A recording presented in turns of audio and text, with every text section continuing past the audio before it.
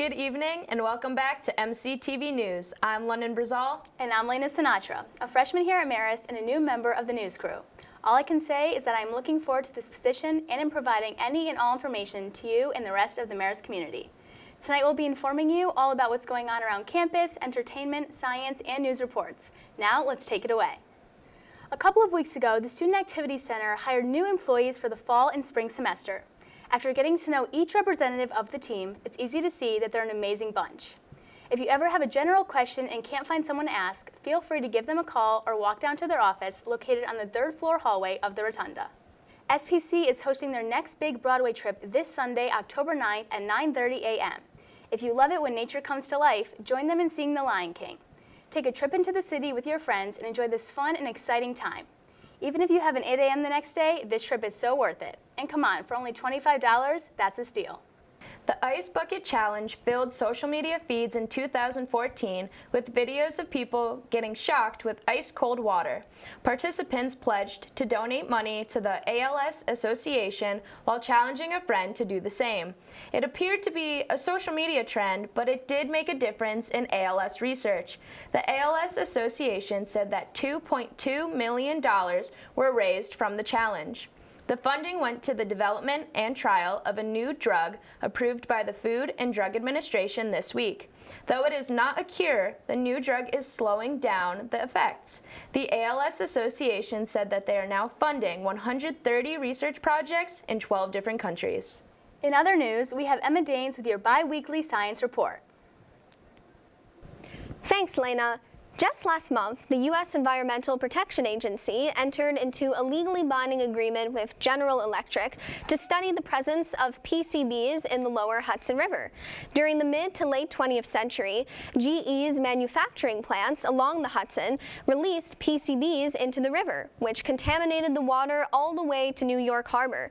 Through sampling of the water and its contents, including sediment and fish, the EPA will gain the statistics needed to further enhance future cleanup efforts. PCBs are highly toxic artificial chemicals that break down only over the course of decades. They also happen to be linked to several adverse health effects in humans, including cancer and developmental difficulties. So maybe think twice before you decide to jump into the Hudson. Here on campus, the SGA Sustainability Committee's composting initiative is back in full swing. Composting turns ground-based food scraps into a nutrient-rich fertilizer that enriches the soil and helps plants grow healthy and strong.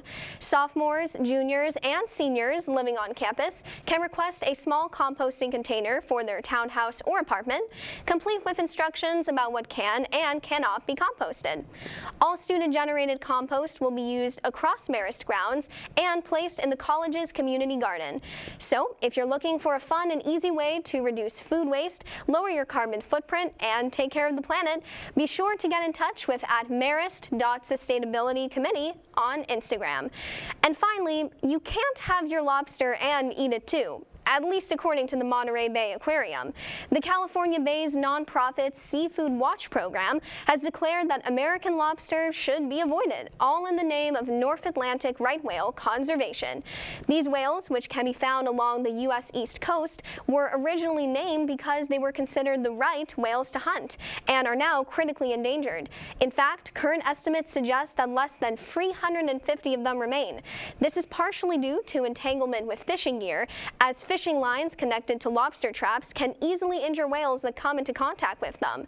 Now, this doesn't mean you have to stop eating seafood altogether. Just make sure that whatever you do decide to consume is sustainably caught. And that's it for your science report. This is Emma Dennis signing off. Back to you in the studio. Thanks, Emma. In Dallas County this past week, a man accused of killing 22 older women is set to go to trial for the death of an 87-year-old woman. Mary Brooks was found dead in her Dallas area condo after buying groceries.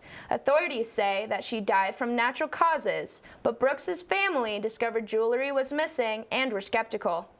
After another woman was attacked weeks later, the police reconsidered the case. Billy Chemirmir was convicted in April of capital murder of Lou Harris and sentenced to life in prison without parole. Mary Annis Bartell survived an attack in 2018 that set Chemirmir's arrest in motion. Most of these alleged victims lived in independent living communities for older people. Dallas County District Attorney is seeking the life sentences rather than the death penalty. In the Nellie Galetti, our Marist students continue to rehearse for this year's fall play, The Big Meal. The show tells an extraordinary story of an ordinary family. The show is scheduled for Friday, October 28th and Saturday, October 29th. So if theater's something that excites you, take a night and go see your friends or classmates shine on stage. For more news on entertainment, we have Emily Sumner with the latest. Hey, I'm Emily, here to keep you in the know on the latest movie releases, up-and-coming music, and which celebrities have been canceled this week. In a messy and unexpected reveal, Ned Fulmer, one-fourth of YouTube's comfort crew, the Try Guys, admitted to cheating on his wife, Ariel. Ironically enough, Ned's Try Guy persona was known as the wife guy, constantly swooning over his wife and talking about his 2 sons. However, earlier last month, fans began to speculate that something wasn't right when Ned appeared less and less in the Try Guys' newest videos. Eventually, a Reddit user disclosed messages and videos claiming they saw Ned and Try Guys producer Alex Herring making out at a New York City bar. As these rumors spread like wildfire, the group announced on Instagram of Ned's termination from the Try Guys, saying, quote, Ned Fulmer is no longer working for the Try Guys. As a result of an internal review, we do not see a path forward together. We thank you for your support as we navigate through this change. Ned responded on his own Instagram claiming, quote, family should have always been my priority, but I lost focus. The only thing that matters right now is my marriage and my children. While fans flocked to announce their shock and dismay at the situation, it looks like in the end, my guy Ned wasn't actually trying hard enough to keep the Try Guys together. In movie news, just a week after the release of Olivia Wilde's thriller, Don't Worry, Darling, critics and fans agree that the film delivers nothing but flawed feminist undertones concealed by the attractive yet substanceless Harry Styles. Despite the on-set drama and poor ratings, the film managed to haul in around $19 million in its domestic debut. However, it is likely that most moviegoers were motivated to see the film by its absolute mess of a premiere. At the tip of the film's tapering iceberg stands Harry Styles, a counterpart in the Olivia Wilde-Jason Sudeikis love triangle.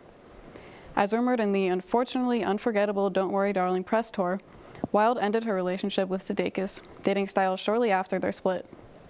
Speculation is that Wilde began an affair with Styles while on set for the movie, which would explain why Sudeikis served Wilde custody papers while the film was still being promoted.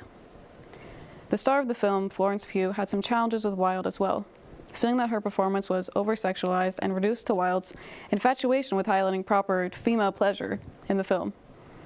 Needless to say, almost every cast member seemed to have an issue with Wilde, and the film did not garner a good reputation for itself prior to its release. As someone who has seen the film, I will say that aside from the behind-the-scenes drama, it was not terrible. However, the ending was definitely giving off-brand Black Mirror. That's all I have for you today, but don't worry, darling. I'll see you next time. Thanks, Emily. The next PRSSA meeting will be on Wednesday, October 12th. New members are welcome. If you are majoring in communications, marketing, or advertising, this is the club for you. Not only will you gain hands-on experience, but will also be building your resume at the same time. Attention all students! All courses for the upcoming spring semester will be open for viewing the first week of October. Course registration, however, will not begin until November. Be sure to set up a meeting with your advisor within the next couple of weeks to start planning out your next few months here on campus. Also coming up in the next few months are the elections. As they approach, TikTok has emerged as a popular outlet for candidates to utilize. Wade Herring, a Democrat running for Congress in Georgia, has used TikTok to share his campaign videos. Politicians are turning to the app to reach out to young voters. Herring said, quote, teens are getting their information on TikTok, and for better or worse, it's the way to reach them. Though some policymakers are worried about TikTok's handling of user data and misinformation. It is used by 2/3 of American teens, the world's most downloaded app, and the second most visited website. Colton Hess created Talk the Vote in 2020 to reach millions of young voters about voter registration and engagement. The app can be used as a significant resource, but remains to have the inherent risks of social media. Here, with your biweekly sports recap, we have Jack Crowley. Good evening, Marist. My name is Jack Crowley, and I will be giving you all the latest news in Marist and professional sports. Marist women's volleyball team took down St. Peter's with a final score of 3-0, and the following day did it again, taking down Ryder with a final score of 3-2. They dominated this weekend and will improve their season record to 9-7. The women's soccer team took a massive win against Iona by a final 2-1 and improved to a 3-4 record. The men's tennis team completed a successful 3-day invite, picking up some wins in doubles and singles against Sacred Heart, West Point, NJIT, and St. Bonaventure. In the MLB, Aaron Judge hit his 61st home run of the season, breaking the record for the most regular season home runs in the AL. But don't get too excited, Yankees fans. Barry Bonds, Mark McGwire, and Sammy Sosa still hold the all-time record. Also in the MLB, the Dodgers broke their franchise win record with 110 wins. Team accolades are always more impressive in the long run. In the NFL, Dolphins QB Tua Tagovailoa suffered a devastating concussion in his game against the Bengals. Many believe that it is the team doctor to blame, as he kept giving him the all good when it was clear that he was no good. The Pittsburgh Steelers seem to be moving on from Mitch Trubisky onto their first-round selection in this past year's draft, Kenny Pickett. Over in Green Bay, Aaron Rodgers set a new career milestone, becoming the 5th NFL QB to throw for 500 touchdowns. On Twitter yesterday, J.J. Watt himself reported that he got his heart shocked back in rhythm prior to playing. That's all from me, and I'm sending it back to you guys. Thanks for the update, Jack. Go Red Foxes! Join us in Anthony's Walk on Saturday, October 1st at 10 a.m. at Steel Plant Studios. This is a new campus event put on by the Veterans Affairs Committee at Marist, and is a 22-minute community walk to raise awareness for our veterans in crisis in Hudson Valley and across the nation. So put on your walking shoes and join us for a great cause. Looking for some job experience? No matter what major you have or the year you are, this announcement is for you. There will be an internship and career fair this Thursday, October 6th at 3:30 p.m. in the River Rooms, Student Center 3201 and 3105. This is a great chance to network and make connections with employers who are hiring for full-time jobs and internships. The event will be in person, so students should plan on bringing copies of their resume, and also a workplace attire is recommended. We hope you take advantage of this wonderful opportunity. This past weekend has been a rough one for our Red Fox family. MCTV is saddened about the events that occurred off campus during our family weekend.